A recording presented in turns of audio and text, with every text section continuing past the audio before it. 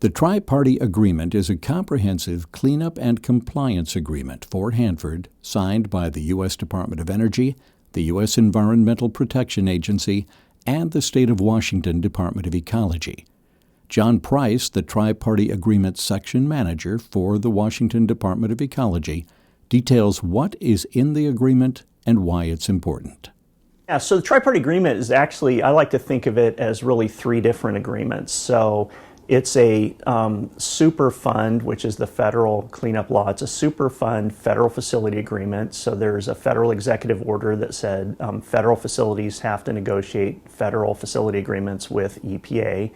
It's also a consent order with the state because the state administers hazardous waste laws. And in 1992, importantly, Congress passed a law which is really important that most people don't pay attention to, the Federal Facility Compliance Act of 1992. And Congress said that it was okay for the Department of Energy and other federal facilities to store radioactive mixed waste longer than a year as long as they were in compliance with a consent order. And so that's one of the really important purposes of the Tri-Party Agreement, is to be a consent order between the state and Department of Energy for management of waste. And so those are two agreements, a federal facility agreement and a consent order.